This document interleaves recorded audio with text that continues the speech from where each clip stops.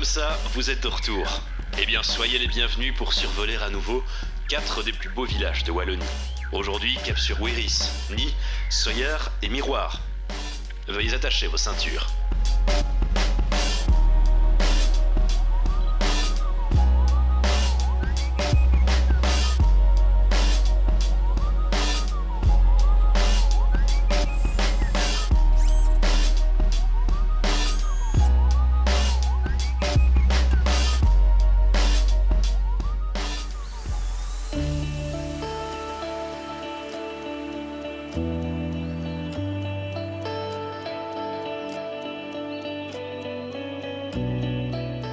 N'en déplaise aux amateurs de bande dessinée, les menhirs que l'on retrouve à proximité de ce village ne sont pas l'œuvre des Gaulois. Ces dolmens qui suscitent certainement votre curiosité ont été érigés à la fin de l'époque néolithique, soit 3000 ans avant notre ère. À l'époque, c'est ici que l'homme enterre ses semblables entre l'extraction du silex et le développement de l'agriculture. Ces sépultures collectives que vous apercevez constituent ce que l'on appelle le champ mégalithique de Wéris.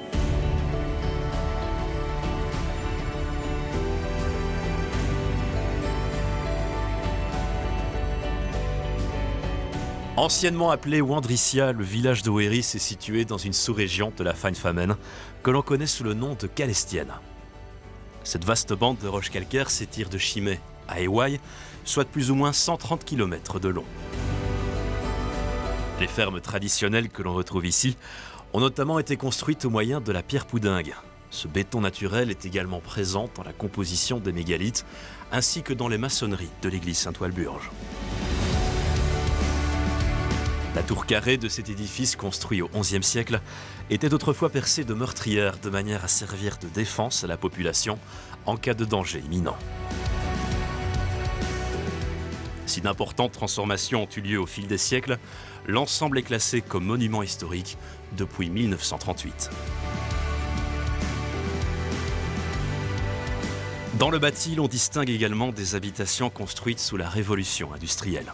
À l'heure où l'agriculture se mécanise, ces bâtisses en moellons de pierre calcaire affichent une silhouette plus allongée, la grange plus imposante se positionnant désormais à côté du corps de logis.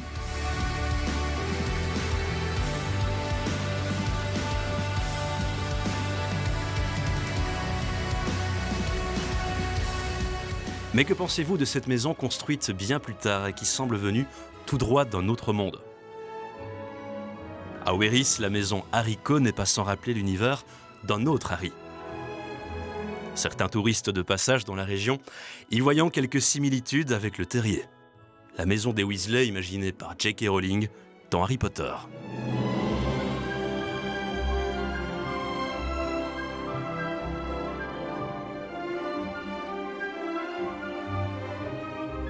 En parlant de sorcellerie, oserez-vous vous aventurer dans les bois qui bordent le village ? Méfiez-vous si vous tombez sur un bloc de pierre de plus de 2 mètres. Une légende raconte qu'en pleine saison des moutures, un meunier établi sur l'Aisne manquait d'eau pour alimenter son moulin. Il n'en fallait pas moins pour qu'un être machiavélique surgisse et lui propose de construire une digue en une seule nuit s'il lui livrait son âme. En bon campagnard, le meunier n'accepta de lui livrer que le lendemain matin, une fois le travail accompli. Mais au champ du coq, le meunier ne vint pas. S'apercevant qu'il avait été berné, celui que l'on connaît mieux sous le nom de Satan entra dans une rage folle et détruisit en quelques instants son œuvre nocturne. Accablé de fatigue, il vint récupérer ses forces couché sur ce fameux bloc de pierre, très justement appelé le lit du diable.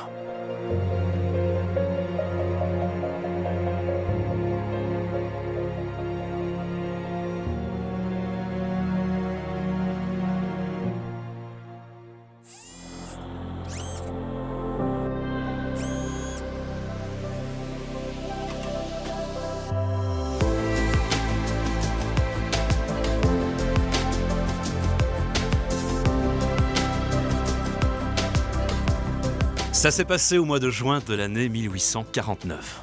Alors qu'il travaille au champ, l'un des habitants de ce village déterre par le plus grand des hasards un vase. Son allure est plutôt grossière, mais qu'importe puisque celui-ci contient environ 1900 deniers d'argent parfaitement conservés.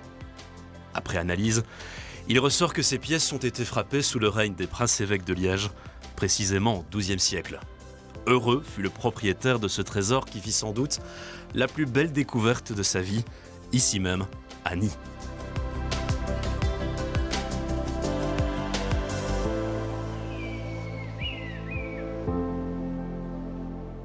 Appartenant à la commune d'Auton suite à une consultation populaire et non à celle d'Érezet, comme pressenti dans le cadre de la fusion des communes, le village de Nice s'élève à plus ou moins 200 mètres d'altitude.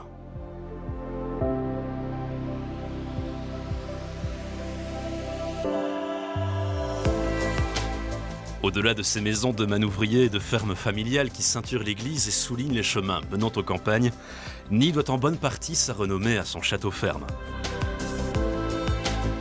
Un vaste quadrilatère accessible via une tour et un portail surbaissé, autrefois encadré par un pont-levis.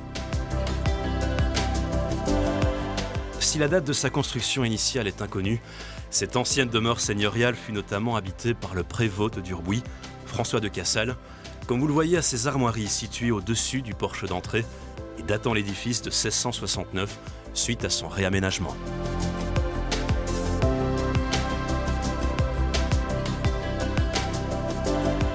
Pas la peine de vous préciser qu'il est aujourd'hui la résidence la plus prestigieuse du village. Dans la rue de l'Espinette, l'on retrouve le moulin de Nice qui est cité pour la toute première fois dans les textes en 1315.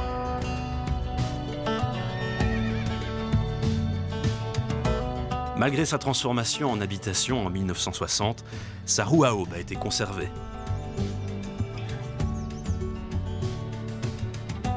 L'eau de la mare, selon les estimations, viendrait d'une source logée à 5 mètres de profondeur. D'ailleurs, les plus anciens vous diront qu'ici, on ne craint pas la sécheresse puisque le tracé des rues épouse 2 ruisseaux.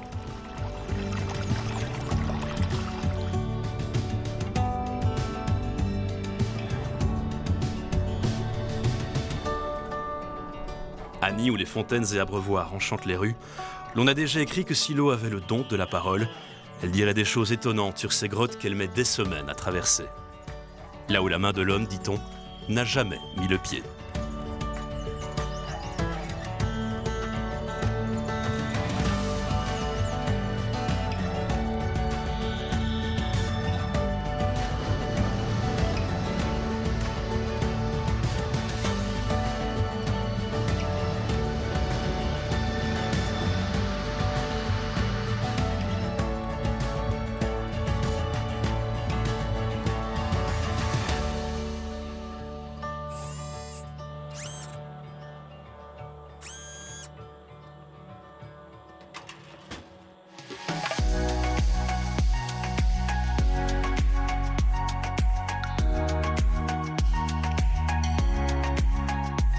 Nous voici au-dessus d'un village-rue situé aux confins de 2 territoires.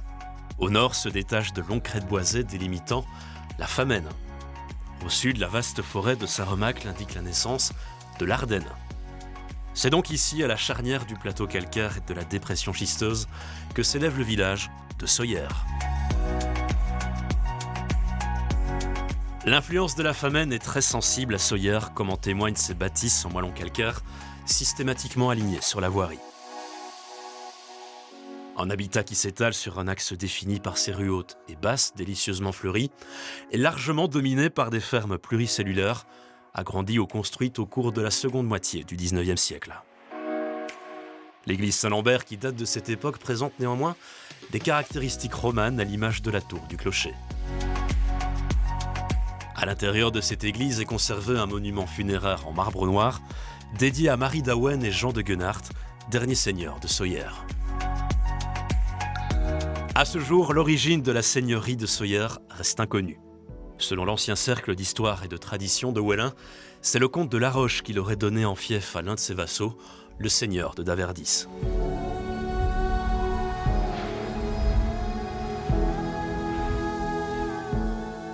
Vers 1473, Jeanne de Daverdis épouse Jacques de Guenart, dont le petit-fils Jean serait alors à l'origine du château.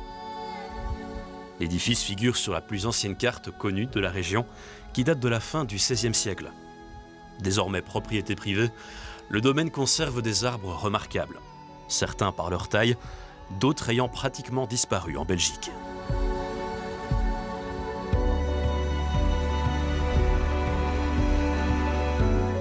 Au XIXe siècle, alors que le mouvement coopératif prend son envol, les habitants de Sawyer, conscients des difficultés de transformation des produits laitiers, créent leur propre société, soit la laiterie de Sawyer, où l'on travaillait à la fabrication d'un beurre de qualité.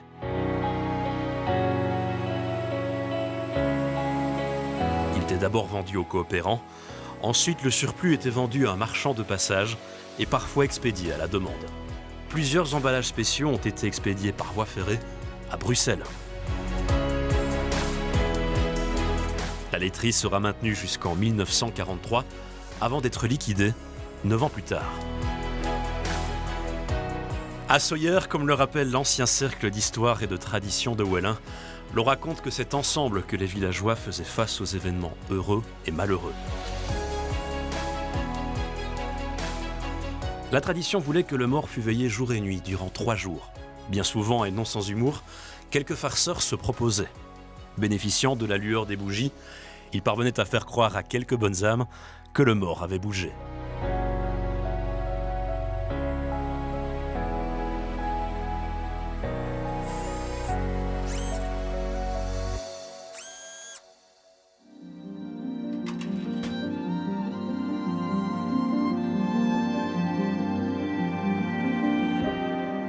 Dans l'introduction de son livre paru en 2009, Marc Lejeune écrit que c'est ici que l'extraordinaire est apparu pour la première fois. L'histoire de ce village, ses arbres, ses rivières nous fascine, nous envoûte pour toujours. Au détour de chaque sentier, vous ressentez cette ambiance particulière, mystérieuse. Parfois feutrée de la forêt, parfois musicale de la rivière que certains entendent chanter. Ici, les vieilles voix, les murailles semblent vouloir parler, raconter. Bienvenue à Miroir.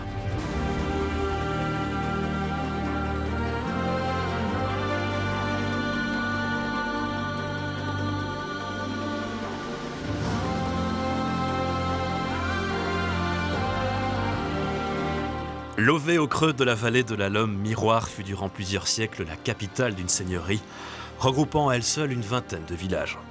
Aujourd'hui, ce hameau se caractérise par ses maisons en enfilade et son imposant château du XVIIIe siècle. Dans son livre « Miroir en Ardennes » paru en 2002, Georges Pêcheur cite ses habitants qui ont eu la chance de côtoyer la dernière châtelaine, Madame von der Beck. Une femme intensément dévouée qui n'avait de cesse d'aider les plus défavorisés.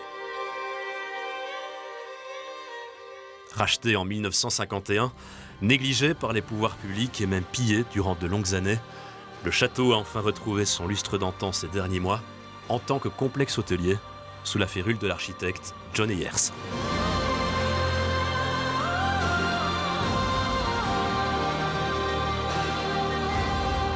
Miroir, son château et bien sûr son domaine où somnolent plus de 40 étangs propices à la reproduction de la truite fario. Véritable patrimoine, la forêt a de tout temps été la mère nourricière du village. À l'époque, l'on confectionnait des balais, la mousse servait à l'isolation des maisons et les fruits étaient précieusement récoltés. Mais allons plus loin, voulez-vous ? Avez-vous déjà entendu parler de Marsol ? C'est dans ce village aujourd'hui disparu que fut aménagée une forge constituée de 2 usines dont ce haut fourneau. Au XVIe siècle, le seigneur de Miroir est en effet assis sur ce trésor naturel qu'est le minerai de fer et fait de son exploitation une priorité. Actif durant 21 ans, le haut fourneau n'a été mis au jour qu'il y a 40 ans seulement, après d'intenses recherches de l'historien Jean-Paul Weber. Aujourd'hui, le village de Marsol figure à nouveau sur certaines cartes.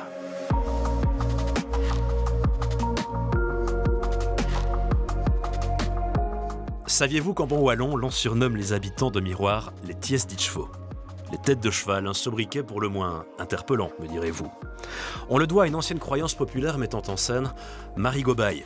L'on racontait à l'époque que cette sorcière prenait un malin plaisir à semer la discorde dans la région. Une seule manigance de sa part, et la mésentente déchirait les ménages. Le bétail mourait, le blé quant à lui séchait sur pied, et la soupe devenait rance. Après la mort inexpliquée d'un jeune homme comble de cet épouvantable malheur, les habitants armés de triques et de bâtons se mirent alors en tête de renvoyer cette sorcière dans les ténèbres. Accompagnés par leurs voisins de Smouy et le bourgmestre d'Arville, ils la retrouvèrent endormie en pleine forêt. Discrètement, ils s'approchèrent dans l'espoir de lui faire ingurgiter le poison qu'elle méritait. Mais d'un coup d'un seul, la sorcière s'éveilla, s'éleva sur ses 4 pattes et se mit à hennir. Les loups furent lâchés et en peu de temps, l'immonde bête fut rattrapée, étranglée puis mangée. De cet incroyable festin ne demeura qu'une tête, une tête de cheval qui fut ramenée au village en guise de trophée, d'où le surnom des habitants de Miroir.